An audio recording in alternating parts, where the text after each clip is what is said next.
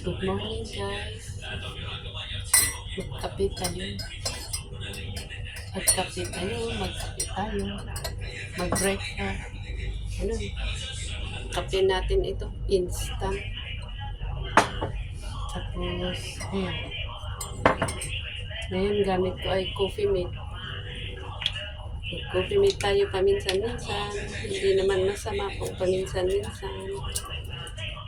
Ayan. Ilagay ko na yung isa. Ayan. Sayang pa. Makalat kasi ito kaya yung may ano dyan. Tapos isang sachet lang na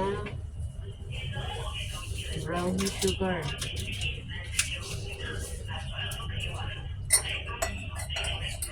Pwede rin hindi lagyan ng asukal para malasahan yung kape. Pero ngayon lagyan ko ng isang sachet lang.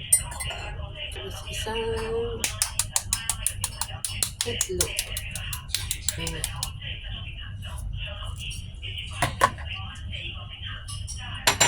Tapos, kapag nasa Pilipinas tayo, yung shell ng itlog, huwag natin itapon yung pinagbalatan natin sa itlog. Ilagay natin sa ating halaman para magka-calcium. Bakit na iba ang texture nitong itlog? Ito naman. Ay, hindi pala.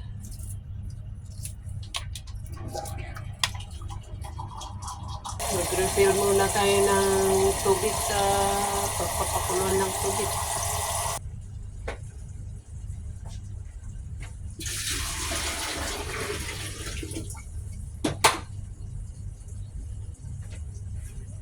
Tapos,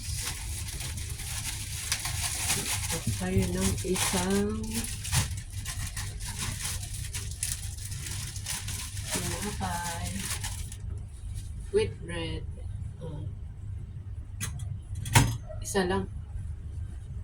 Isa lang tinapay natin dahil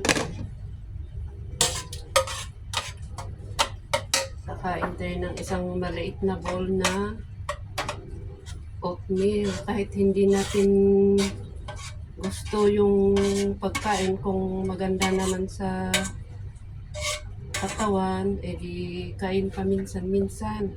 Ayan. Okay na po ang ating toasted bread. So, habang mainit-init pa, lagyan natin ng konting butter. Ayan.